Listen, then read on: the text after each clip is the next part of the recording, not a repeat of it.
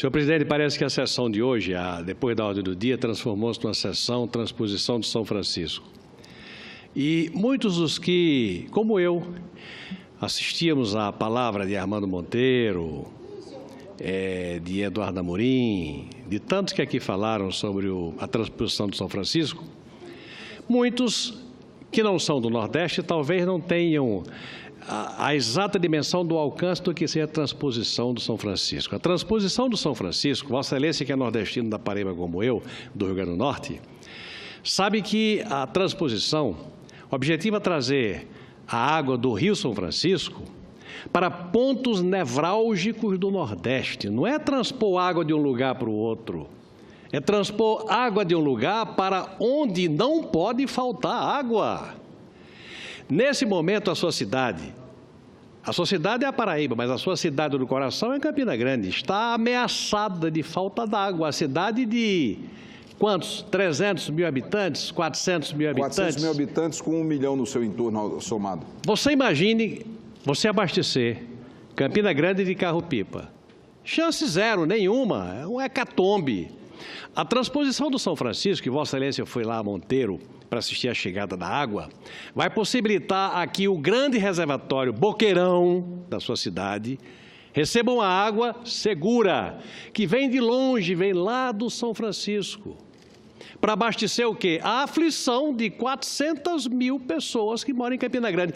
No meu estado, a transposição do São Francisco acaba com a aflição, por exemplo, a barragem do Açu, que é uma das maiores barragens do Nordeste, a maior do Rio Grande do Norte, com vários milhões de metros cúbicos de água acumulada, inaugurada quando era governador, estava se transformando na única fonte d'água. Ela é a barragem de Santa Cruz, a única fonte d'água, porque Itães tinha secado, Gargalheiras tinha secado, tudo no Seridó tinha secado, e restava como alternativa de água para transportar em adutora de engate rápido, feita emergencialmente, a barragem de Santa Cruz, que estava com menos de 10% do volume.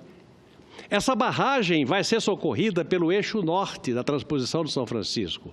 Então, não é água para transpor do rio para fazer irrigação, é água para salvar vidas e salvar aflição.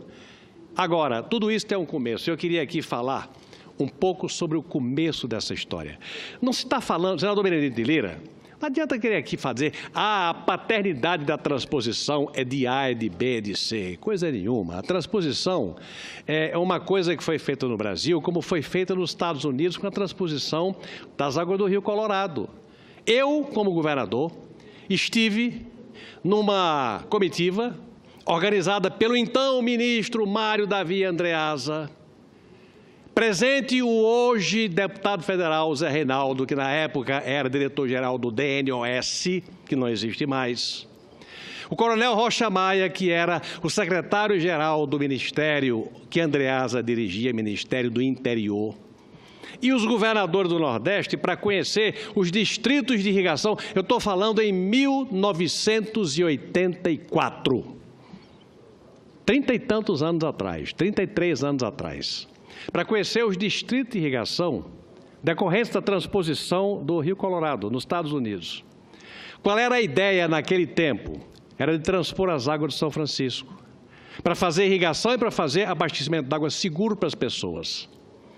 Depois da viagem que nós fizemos, tomou corpo a ideia da transposição do Rio São Francisco, porque se viu que era possível.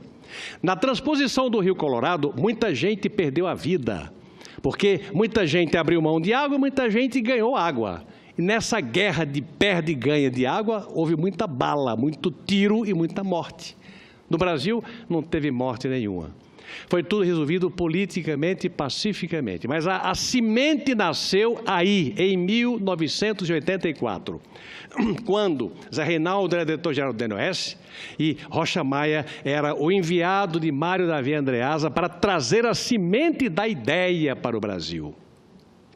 Depois disso, você teve um período de hibernação e teve, quando Aloysio Alves foi ministro do governo de José Sarney, foram encomendados os primeiros estudos, logo depois, os primeiros estudos para uma ideia que aparecia como factível. Ora, se tinham feito nos Estados Unidos, mesmo a troca de bala e de muita morte, era possível fazer no Brasil. Então, os estudos começaram a ser feitos pelas mãos de um potiguar. Depois dos estudos feitos, veio um outro potiguar chamado Fernando Bezerra, já ministro de Fernando Henrique Cardoso, que contratou os primeiros projetos. Depois dos projetos feitos, nós estamos falando ao longo de décadas, de 3 décadas. 3 décadas. Depois dos estudos feitos, aí veio a primeira concorrência. Concorrência feita na amarra para começar de qualquer maneira, sem segurança do projeto e nem segurança das construtoras sobre o que é que ia fazer. Mas, de qualquer maneira, o mérito dos governos do PT, de Lula, ninguém pode desconhecer. Foi feita a concorrência de forma aligerada. A obra foi contratada sem quantitativos certos, sem projeto muito bem definido, mas o que é fato é que a obra começou. Depois veio a presidente Dilma, que a obra começou e parou, e começou e parou, e teve muitas interrupções, mas a ideia não morreu. Veio Dilma e, forçada pelas bancadas do Nordeste, a obra prosseguiu. Ela chegou a inaugurar alguns primeiros trechos de transposição de água, a água chegou a alguns lugares. E agora, Vossa Excelência, senador Benedito de Lira, que esteve ao lado dos senadores do Nordeste todos com o presidente Temer, é testemunha da luta dos senadores do Nordeste para fazer, no governo Temer, a conclusão da transposição do São Francisco, uma prioridade de governo e do país, que ele assumiu o compromisso. E domingo passado foi a Paraíba inaugurar o trecho onde o senador Cássio Cunha Lima esteve presente e deve ter ficado morto e feliz porque perdeu a aflição e a angústia que estavam lhe dominando pela sede que ia tomar conta do povo de Campina Grande. E que pela obra que foi inaugurada, essa aflição é coisa do passado. Eu, como potiguar, vou ficar mordendo o cangote do governo Temer, porque eu sei que a concorrência foi feita para o eixo norte, que é o que vai interessar em muito ao meu Rio Grande do Norte, para que chegue água à barragem de Santa Cruz, para que chegue água à barragem do Açu e a muitos outros lugares que, assim como Campina Grande precisa ter a segurança da água, essas minhas barragens precisam ter a segurança da água. Não é água para irrigação, é água para sobrevivência de pessoas e também para irrigação. Então, a terceira colocada deverá ser homologada para até dezembro, essa obra que vai, o eixo norte, que vai atender ao que falta da transposição, vir a ser concluída. Agora, era importante nessa hora em que se fala da transposição, de paternidade, essa obra não tem paternidade. Ela começou com um gesto obstinado de Mário Davi Andreasa, continuou com os estudos ordenados por Aloysio Alves quando Sarney era presidente, prosseguiu pelos projetos encomendados por Fernando Henrique Cardoso com Fernando Bezerra, ministro de Estado, prosseguiu com Lula, que fez a primeira concorrência, com Dilma e agora com Michel Temer. Mas a obra, na verdade, é do povo do Brasil. Como a transposição do Colorado é do povo dos Estados Unidos. Eu cheguei a testemunhar, eu cheguei a ver os distritos de irrigação, a formação da riqueza daquela área dos Estados Unidos, muito devida a uma obra que foi feita a partir de gestos de ousadia, como está sendo feita a transposição do São Francisco a partir de gestos de ousadia. E por falar nisso, para não cansá-los, senhor presidente, senhores senadores, eu quero fazer um registro de uma outra coisa a qual estivemos também, senador Cássio Cunha Lima, senador Benedito de Lira, estivemos presentes no Palácio do Planalto. O milho da Conab, o famoso milho da Conab. Começou a chover no nosso Nordeste, mas a ração do gado ainda é restrita. E o milho da Conab, não o milho de R$ 44,00 que tem por lá. Esse não interessa porque é incomprável. O que interessa é o milho de R$ 33,00 que a Conab tem condições de fornecer E o presidente Temer assinou o decreto de transferência do milho dos estoques do Centro-Oeste para o Nordeste, até aumentando de 140 para 200 mil toneladas, e que ontem falei 2 vezes com o presidente da Conab para ver o que é que estava havendo, porque este danado deste milho não estava chegando. Tinha milho sim, mas milho de R$ 44. Não interessa. Por esse preço, o nordestino, pecuarista pequeno ou médio, não pode pagar. Agora, o milho de 33, que foi o prometido, não chegou, e o presidente da Conab me deu a explicação. Foi feito o leilão para transporte, para logística deste milho, e ele me disse que dentro de 2 semanas, no máximo, esse milho estará chegando no Nordeste. E chegará por este preço, não 44, mas R$ 33. São ações efetivas, eficazes, de um governo que, atendendo aos reclamos e aos pedidos de uma bancada que se preocupa com a aflição do Nordeste, um governo que está atendendo, que está chegando, tanto com a transposição do São Francisco, como com o milho. São ações que se complementam. E eu aproveito a oportunidade, senador Cássio Cunha Lima, para fazer esta prestação de contas, para levantar estes assuntos e para tomar mais uma vez o compromisso desta casa com a região mais sofrida do Brasil, que é o nosso Nordeste. Senador muito obrigado. José Agripino. Ouço com muito prazer, senador Garibaldi.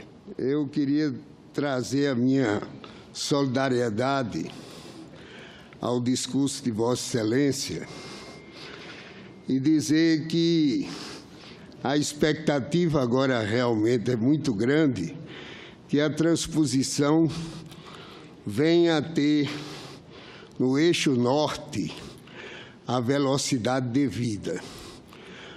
Essa expectativa, que eu acho que Vossa Excelência comunga comigo, ela deveria ter, pelo menos no mês de dezembro, a chegada das águas no Rio Grande do Norte. Nós, inclusive, estamos articulando, com o apoio de Vossa Excelência e de todos os senadores de Pernambuco, Paraíba, Rio Grande do Norte e Ceará, uma reunião que será realizada terça ou quarta-feira com o ministro Helder Barbalho, quando teremos, naquela reunião, cobraremos definições importantes com relação à conclusão da transposição das águas do Rio São Francisco.